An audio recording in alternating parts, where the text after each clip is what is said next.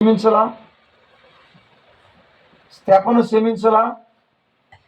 యేసు ప్రభు క్షమించలా? మరి నువ్వు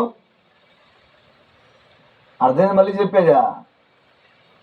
యేసు ప్రభు ఏమన్నాడు చూడు, ఎలాంటి సందర్భంలో అన్నాడు ఈ మాట? కాళ్ళల్లో చీలలు దిగిపోయి ఉన్నాయి, చేతుల్లో చీలలు దిగిపోయి ఉన్నాయి, తలకు ములకెరటం, భూమి ఆకాశానికి మధ్యలో సిలువలో 3 మేకుల మధ్యలో మిగిలిపోయి ఉన్నాడు. రక్తమంతా కారిపోతుంది, దొంగల మధ్యలో ఎలాడబడి ఉన్నాడు. అమ్మా, ఒకడొచ్చి ముఖాన్ని భూము వస్తుంటే, ఒకడొచ్చి పిడిగుద్దులు గుద్దుతుంటే, ఒకడొచ్చి అవమానం చేస్తుంటే, ఒకడొచ్చి ఎగతాళి చేస్తుంటే, ఒకడొచ్చి గేలింపులు చేస్తుంటే, అలాంటి సందర్భంలో దేవుడు ఏమన్నాడు? పోలక ఏమన్నాడు? తండ్రి, వీళ్ళు ఏమి చేస్తున్నారు, వీళ్ళు ఎరగరు గనక వీరిని క్షమించు. ఎవరిని క్షమించు?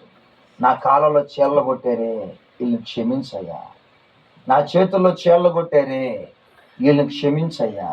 నా తలకు ములకిరటం పెట్టారే, నా ముఖాన్ని ఉమ్ము ఊసారే, పిడిగుద్దులు గుద్దారే, నా వస్త్రాలు దోసేసుకున్నారే, నా డొక్కలు పొడి చేశారే, నా ప్రాణం తీసేశారే, నన్ను అమ్మేశారే, నన్ను కొరడాలతో కొట్టారే, వీళ్ళని క్షమించయ్యా. ఇది ఒకసారి మీరు 2 చేతులు పైకెత్తి నాతో చెప్పండి. తండ్రి, తండ్రి.